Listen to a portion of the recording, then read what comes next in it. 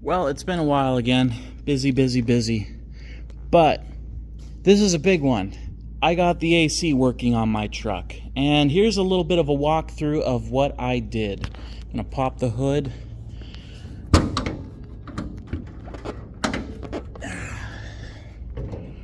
The whole theme of this is taking what is old and making it work like it's new. So this whole system is factory. I still have the original evaporator. I still have the accumulator, the factory accumulator, factory hoses, factory compressor, muffler. The only change is from here forward.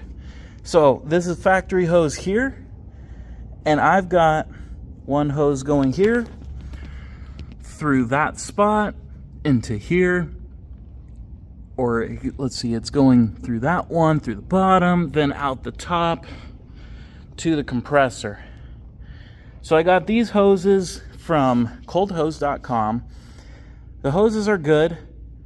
I ended up reusing my factory piece here because that one was just no good, but the rest of them were fine quality. That it was just that back one they're connecting to the muffler that was no good, to the compressor.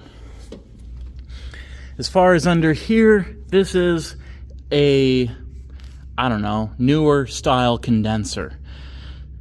So this is I don't know what you would find in an LS engine, adapting it to, I don't know, number 8, number 6. There's all sorts of stuff here.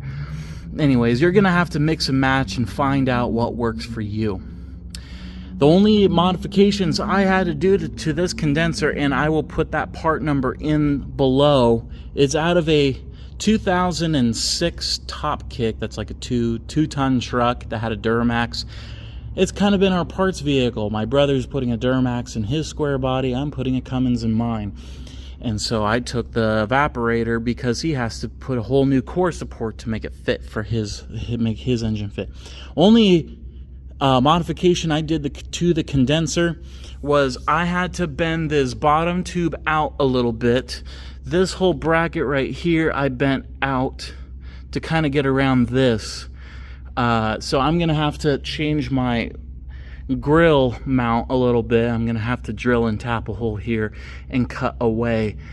I didn't want to, but that's just the way it works. So this is a condenser, easy to find. Now this is just what's beautiful about it. The only modifications I had to do to the core support was I had to cut a little bit out here to get that bottom hose tube to come up to the top. I had to cut a little bit here for the hood support, and that is it. That's the only modifications I had to get this to fit. It goes all the way to the top. So I made some brackets to hold the factory mount, and so then I put some angle iron and I put a bolt here. I got some rusty bolts so it looks like nothing even happened here. I should tighten that, that's loose. So it goes all the way to the top, and it goes all the way to the bottom. I didn't have to cut anything here for the bottom of the hood support. It's like 1/8 of an inch away, and it's just perfect. Let me tell you what, it is touching the top, it's touching the bottom. I've got a little bit of a gap here and on the other side, which is perfect. It fills that gap. And what I'm gonna do is I'm gonna put a plate on the bottom. That way I get really good suction from the fan, because there is a good, I don't know, maybe 6-inch gap in between, maybe not that much, but a 3-inch gap between the condenser and the radiator. You don't want gap. Well, I'm gonna put that plate to make sure I get good flow, because big common mistake is not having a good shroud for your fan. If you don't have a shroud, you're gonna fail. You're gonna blow something up. You're gonna blow up your brand new AC system, because it'll get high temperatures and then pop, there goes your compressor. Do dozens of them a year. So that one just fit. It was so perfect. I was no way it could fit that good. I just drove it around the block and I saw as cold as 43 degrees coming out of the vents. And I was very ecstatic about that. As far as the inside, it is factory. Now, while I was at it, when I put it on AC, the fan would turn off. When I would put it on vent, the fan would turn on. So I took this all apart. I didn't want to mess with it. I'm sure the switch, because I rebuilt the switch, it wasn't working right. So I'm sure that was it. So it was $25 for the switch or $60 for the whole panel. I thought, you know what, I'm going to replace the whole panel.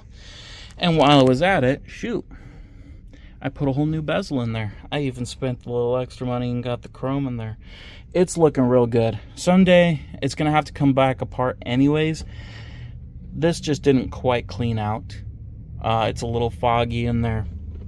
I'm sure you could get kits to clean it, but I think a replacement's going to be cheaper and a whole lot easier than fixing that. But the bezel's looking good. Slowly but surely this is going to be a nice looking vehicle. So I changed that out. And then if you're doing this conversion, I converted it to 134A. You need to do a complete system flush, and then you just need to get every ounce of oil and refrigerant and everything out of your system. And then you are going to need to install a new orifice tube that goes inside here. You'll pop this off and it'll go inside. So you're going to need to change the orifice tube. But really, that's the only modifications. The reason why I put in a different condenser is my old one leaked like a sieve. Like I put 20 pounds of pressure into it and I could just hear it leaking like crazy. So I thought, get rid of the old tubular style, because there's two different styles on condensers. You've got this is the right here. This is for the transmission cooler, tubular style, because it's got tubes. This one's horizontal flow, because these are tiny little tubes going across here, and they're a lot more fragile, but they work. And then what I did is, in the bottom, this is kind of trick. I'll put a better picture because I took pictures of it, but I took your factory little condenser pads to sit on the bottom to hold it in place, so it's got a nice cushion so it won't vibrate. And then I made some fancy angle iron and channel iron bracketry, and then it's bolted to the frame, so that way nothing's permanent. And well, really,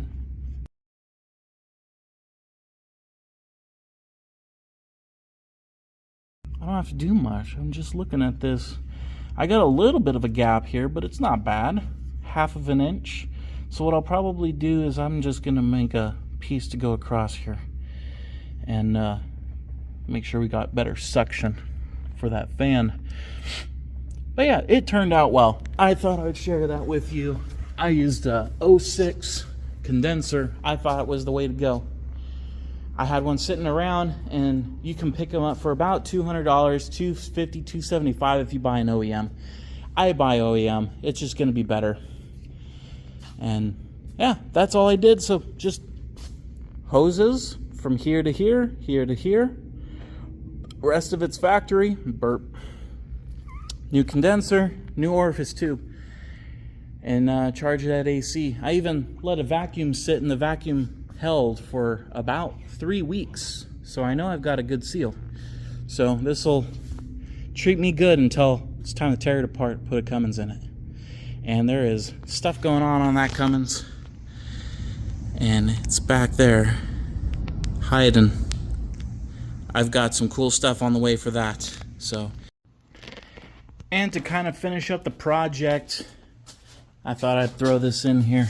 The reason my high speed wasn't working was there's a main wire that goes from here, and so then it hooks up directly to the fan itself. So I'm not exactly sure how all that wire routing works, but I found that to be the culprit. Reason being, The fuse itself was fine, but the holder, it was corroded. It was just nasty. I don't know where the pieces are. I threw them all away. So then I just went to this, oh man, what do you call it? ATC? I'm not sure. Anyways, it's a 20 amp fuse that was in there before, so I put a 20 amp back in. So make sure you buy a fuse holder big enough to handle 20 amp.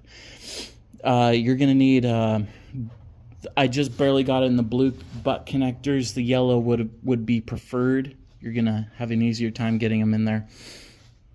And to finish off the project, I swapped out the original fan to that version.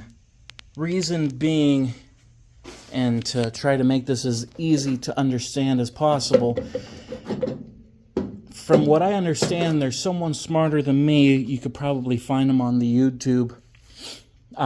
You get a 1990s Silverado fan, dash fan, and put that in there.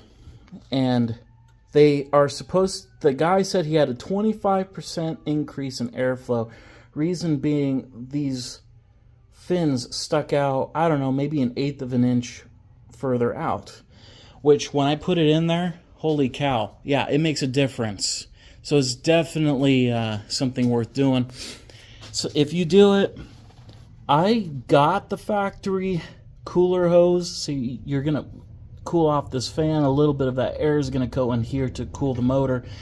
See if you get the original one that's supposed to go with this motor. The hole in here is a little bit smaller, but I was able to cram that hose in there.